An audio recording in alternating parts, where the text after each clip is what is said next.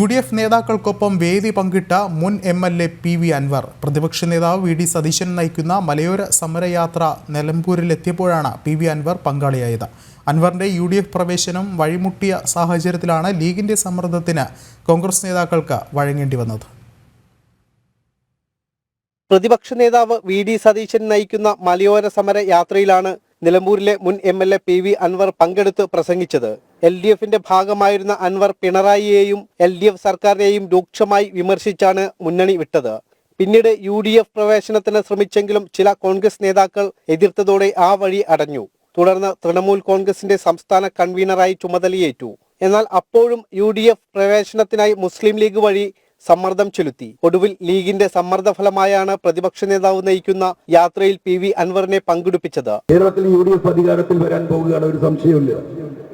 ഞാൻ വരാൻ പോകുന്ന ആ ഗവൺമെന്റിനോട് ഇപ്പോഴേ അഭ്യർത്ഥിക്കുകയാണ്.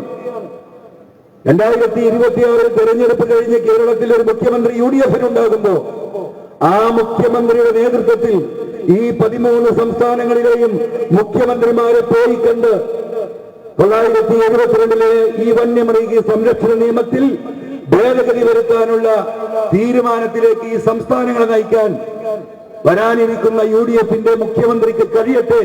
അതിനുവേണ്ടി നിങ്ങൾ പ്രവർത്തിക്കണമെന്ന് ആത്മാർത്ഥമായി ഞാൻ ഓർമ്മപ്പെടുത്തുകയാണ്. UDF പ്രവേശനത്തിന് PV അൻവർ കത്ത് നൽകിയിട്ടുണ്ട്. നേതൃത്വം ഇക്കാര്യത്തിൽ അന്തിമ തീരുമാനമെടുത്തിട്ടില്ല.